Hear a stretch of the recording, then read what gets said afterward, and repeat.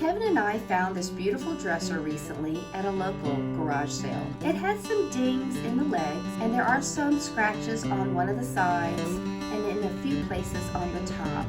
But overall, it's in great shape.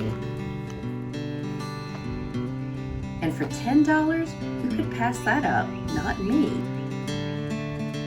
The wood grain on the front is absolutely stunning. I cannot wait to see what it looks like, stripped as raw wood. Each of the drawers has this divider, which is unique to me. I've not seen that before. But look at this dovetail joinery. What do you call that?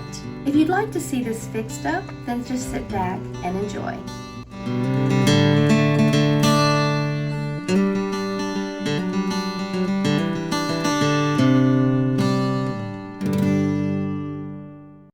As usual, I removed all of the hardware and then got busy cleaning the dresser by vacuuming it out and also washing it with warm water and Dawn dish detergent, and then rinsed it with clean, fresh water. Look how dirty water is. I mean, ugh. I'm hoping that the finish is easy to sand off. I'd love to be able to get down to some raw wood.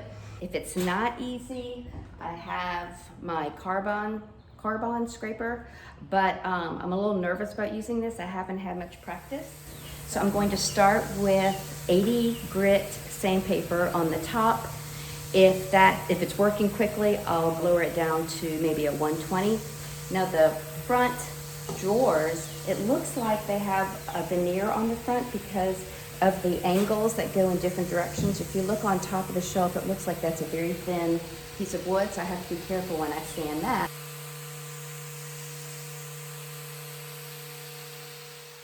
No, this is gonna take too long.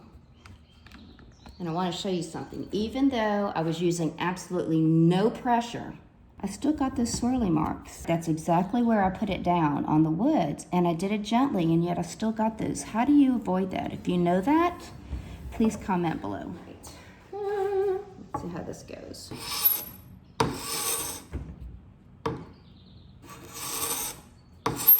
Now I should be getting the full length, right? And I'm only getting a little bit, which makes me wonder if this is level. It's brand new. We'll keep going. There we go. All right, I'm gonna put my mask back on so I won't be able to talk.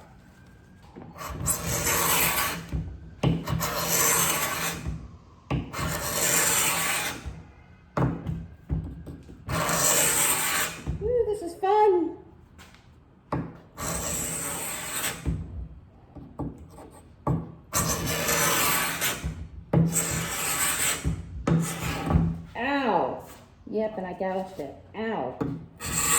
All right, don't do an Amy. I went against the edge and it slipped, and I gouged it a little bit there. It'll sand out, but now I know, don't go to the very edge. All right, I'm gonna keep playing with it, but off camera. Okay, I'm not gonna lie. That takes some learning curve. Yeah, it takes a learning curve.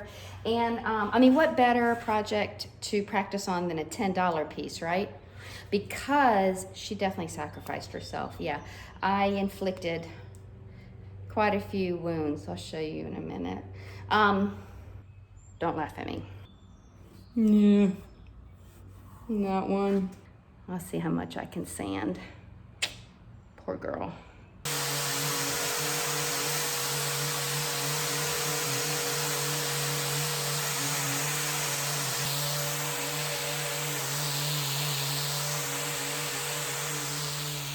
It looks better than I thought. Some of these areas over here are starting to sand smooth. I've only done 180. I'll switch to 150 and then eventually do 220. That one's the worst. All right, so I'm gonna switch to 150, then 220, and then we can reassess. All right, so I just sanded it with 150 grit. Now before I switch to 220 grit, I'm going to try filling in the scratches with this wood filler by Minwax in the color Walnut. I went to 2 different stores and they didn't have mahogany. I was gonna mix the 2 together. So let's see how this looks. It's not perfect because I think really this has more red in it than just plain walnut. That's all they had at 2 stores.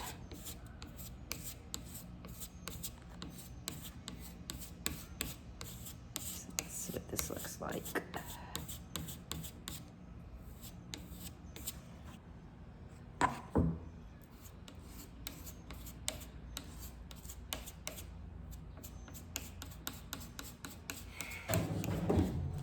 Since that didn't go so well for the top, I'm going to use a stripper for the drawers.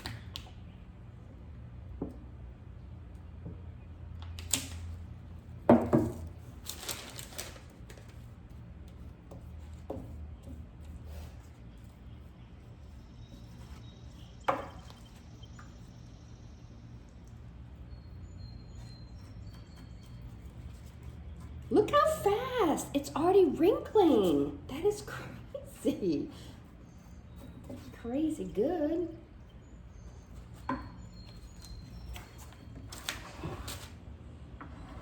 Lovely.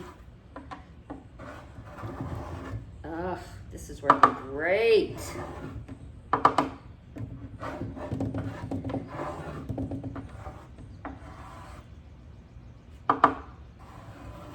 Wow.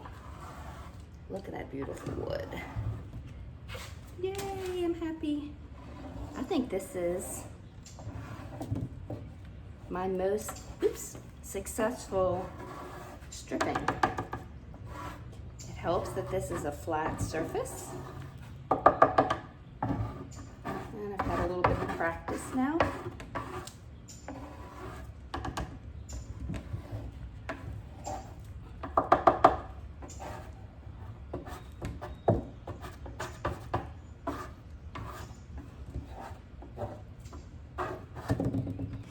Now the last thing I need to do is use a very fine steel wool pad and mineral spirits.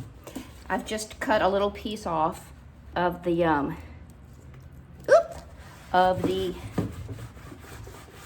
steel wool, and right now I'm just scrubbing to get the last bits of stripper off. It also neutralizes any stripper that might still be there.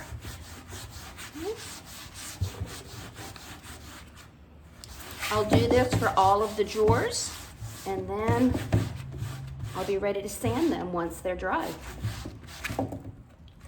Look guys, the lighting isn't perfect, or very good rather, but I want to show you something. If you pour mineral spirits onto your raw wood, it'll show you what it looks like if it were to be oiled or stained.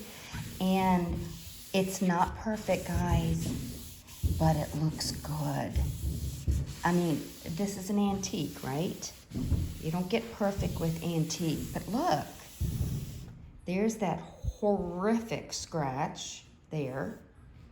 And then I filled in something there, and here. But overall, it just, to me, looks like normal wear and tear on a antique. Again, not perfect, but acceptable.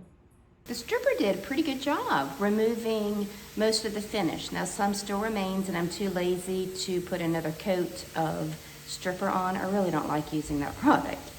So I'm going to use a 150 grit sandpaper to remove the finish that's still there, and then I'll switch to a 220 grit to smooth everything out. Now if you notice, the drawers have the grain moving in 2 different directions, kind of at a diagonal that meet at a point in the middle of the top of each drawer. So I'll have to sand in the direction of the grain. And while I was at it, I went ahead and sanded the inside, sides, and underside of each drawer. It's just a nice way to freshen them up.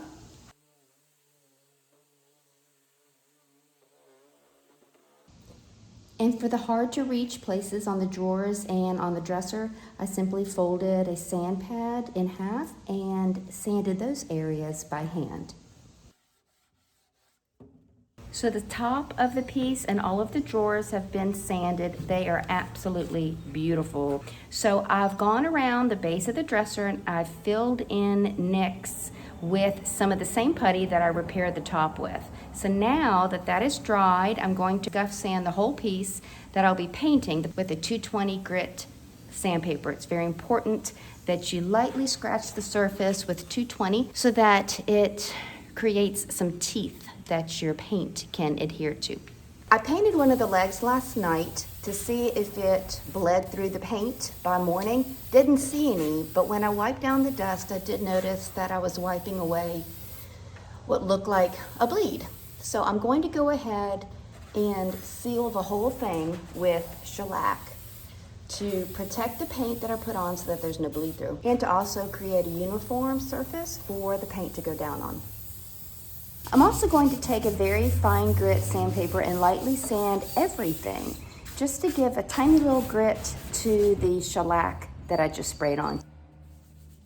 Okay, so all the dirty work is done for this dresser, so I brought it inside to work in the comfort of our basement. I went on to Pinterest to look for some inspiration. I had something in mind, so I found this inspiration over at Le Cultivator. I hope I say that right.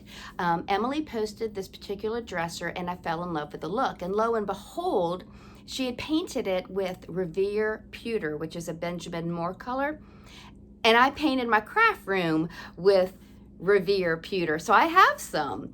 So that's what I'm going to do. I'm going to paint the base with the Revere Pewter. And then I want to leave the dresser fronts and the top of the dresser raw, but I feel as if I need to seal it with something, especially the top, so I'll figure that out later. But anyway, let's get started.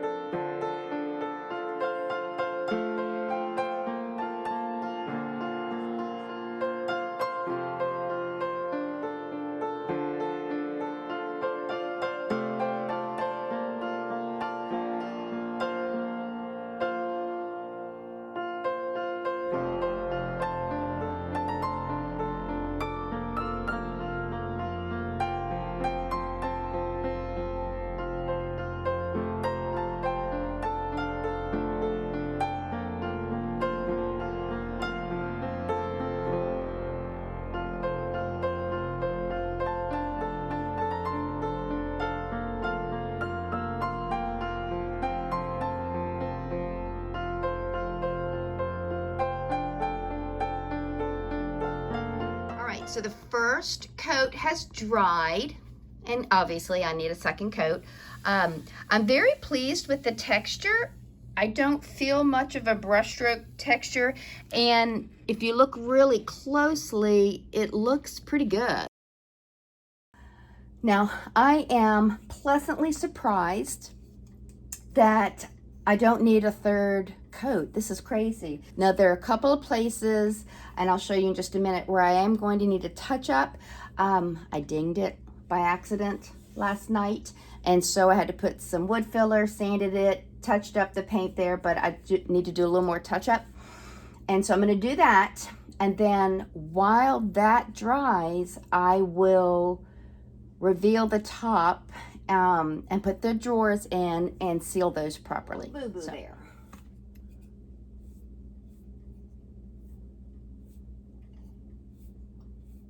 Okay.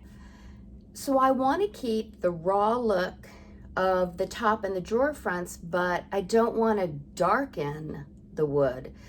So I've done some research. I think what I'm going to try is just putting some polyurethane on it. I'm going to use my Dixie Belle Foam applicator, you'll see in just a moment, and I'm going to start doing the top and then the drawer front.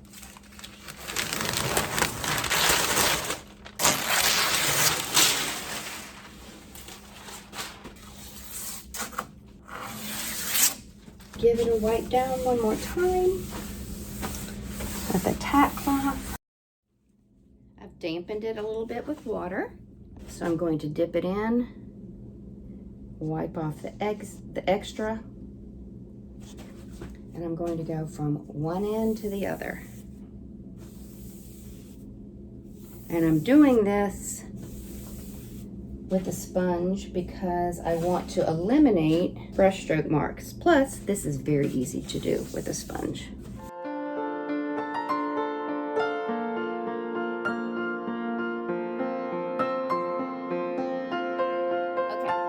So the inspiration piece that I'm modeling this after was distressed. And I set out to do the same, and I hated it, so I'm not even going to bother showing you that footage. But I'll tell you why I didn't like it. This is latex paint. It's not chalk paint.